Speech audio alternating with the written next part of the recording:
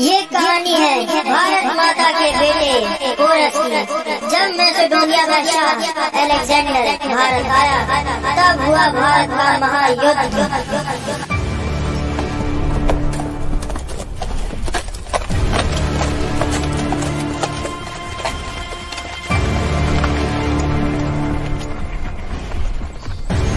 महाराज porous की। सेनापति दुर्गम सिंह, अलेक्जेंडर की क्या खबर है? महाराज की जय हो। महाराज अलेक्जेंडर इस समय तक्षशिला में हैं और दुख की बात तो ये है कि तक्षशिला नरेश ने अलेक्जेंडर की शरण ले ली है। महाराज, तक्षशिला और पौरव राष्ट्र के आपसी बैर का बदला वो उन यूनानियों के साथ मिलकर लेना चाहता है। सेनापति जी, हमारी सेना को सज्ज कीजिए, युद्ध किसी भी क्षण आरंभ हो सकता है। महाराज, आप चिंतित न हो, हमारी सेना युद्ध की तैयारी में ही लगी हुई है। उचित है सेनापति जी।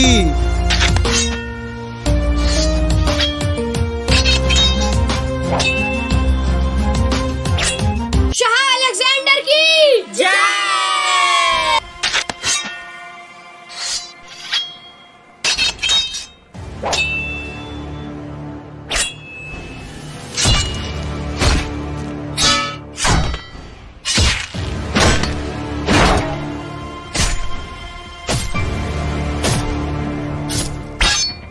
यूनानी सैनिक भी युद्ध की तैयारी में लगे हुए थे।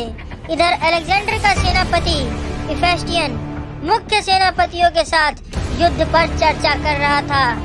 एक से एक रणनीति बना रहा था ताकि वो हर हाल में ये युद्ध जीत जाए और भारत पर अपना शासन चला सके। तभी शाह अलेक्जेंडर उन्हें राज्यसभा में बुलाते हैं और फिर कुछ देर बाद मैसेडोनिया के जाबाजों, जिस तरह हमने फारस और तमाम देशों पर फतेह हासिल की है, उसी तरह हमें पूरे भारत को अपने कब्जे में कर लेना है। शाह अलेक्जेंडर की जय। तुम सबको ये जानकर बेहद खुशी होगी कि मैंने 10 युवकों को विवश कर झेलम पर पुलिया तैयार करवा लिया है।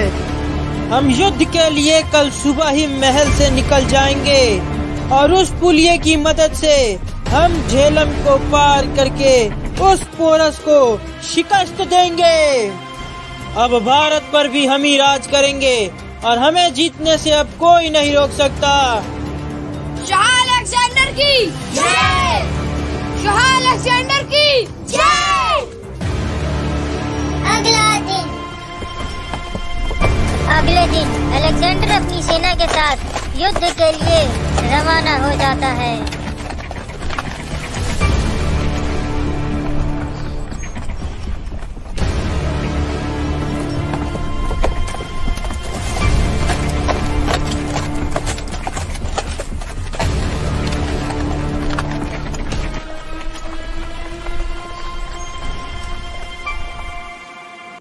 सेनापति जी, अलेक्जेंडर बहुत जल्द ही यहाँ पहुँच जाएगा।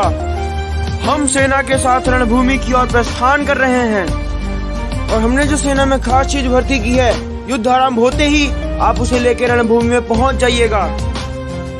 कुछ देर बाद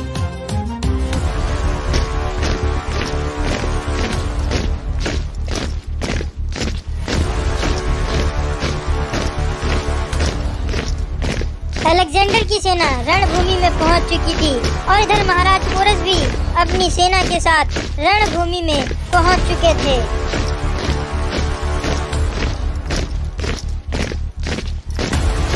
और फिर आरंभ हुआ महायुद्ध।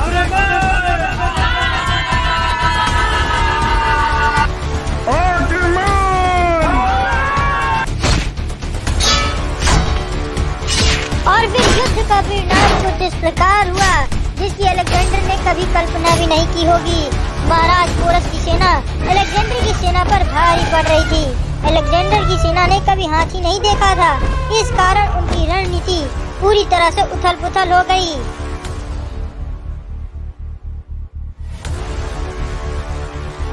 बचाओ बचाओ बचाओ।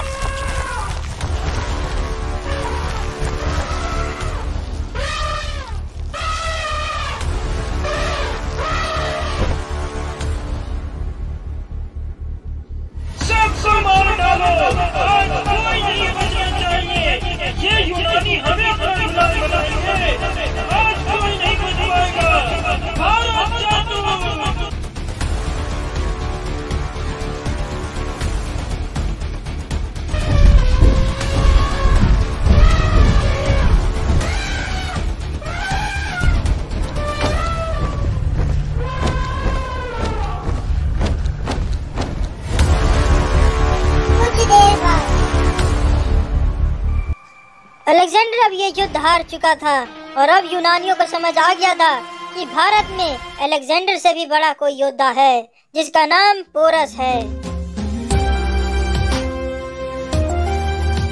शाहपुरु, आप जैसे शूरवीर भारतीयों की तो बात ही खास है, क्योंकि आपके पास जितना है आप उसकी रक्षा करना हमसे बेहतर जानते हैं। और मेरे पास सब होते हुए भी मेरी सारी जिंदगी सबको गुलाम बनाने में निकल गई।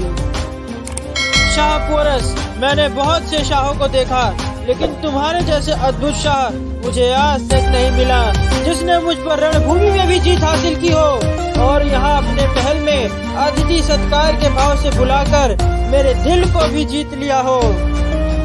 सचमुच आप भारतीय अद्भुत हैं। धन्यवाद शाह अलेक्जेंडर। अब मैं मैसेडोनिया के लिए रवाना हो रहा हूँ। सचमुच शाह पोरस, आप जैसा अद्भुत योद्धा मेरे जीवन में मुझे आज तक कोई नहीं मिला। अब कोई युद्ध नहीं, अब मैं मैसेडोनिया में आप लोगों की तरह चैन से जीऊंगा। जरूर शाह अलेक्जेंडर। तो आपको हमारी ये कहानी कैसी लगी कमेंट करके जरूर बताएं, और अगर अच्छी लगी हो तो इसे लाइक शेयर करना बिल्कुल ना भूलें। साथ ही हमारे चैनल को करिए सब्सक्राइब और नोटिफिकेशन बेल आइकन को दबाकर ऑल को करिए सेलेक्ट, ताकि हमारी कहानियाँ मिलें सबसे पहले आपको। और फिर उठाइए आनंद बढ़िया कहानियों का। मिलते हैं अगली कहानी में, तब तक के लिए धन्यवाद।